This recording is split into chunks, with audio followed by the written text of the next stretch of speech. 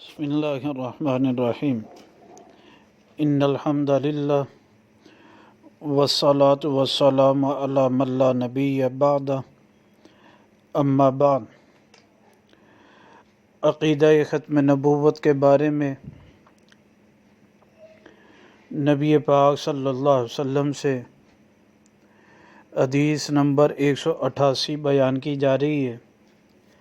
یہ حدیث مبارکہ سنن ابی داود جلد نمبر 1 صفحہ نمبر 224 رقم الحدیث 1529 ہے۔ راوی اس میں حضرت ابو سعید خدری رضی اللہ تعالیٰ عنہ ہیں۔ فرماتے ہیں کہ نبی پاک صلی اللہ علیہ وسلم نے فرمایا، من قال رضیت باللہ ربا وبالاسلام دینا وبمحمد صلی اللہ علیہ وسلم رسولا وجبت لہ الجنہ۔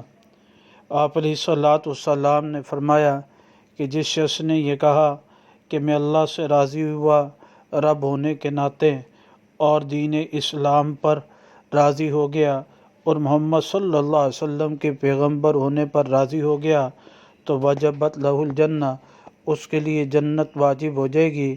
اس حدیث مبارکہ سے استدلال ایسے کیا جاتا ہے کہ آپ علیہ الصلوۃ والسلام نے فرمایا کہ قیامت تک کے لیے جس شخص کا ایسا عقیدہ ہوگا اور وہ یہ اس انداز کے ساتھ زندگی گزارے گا، رضیت باللہ ربا وبالاسلام دینا وبمحمد صلی اللہ علیہ وسلم رسولا، تو اس کے لیے جنت واجب ہوگی۔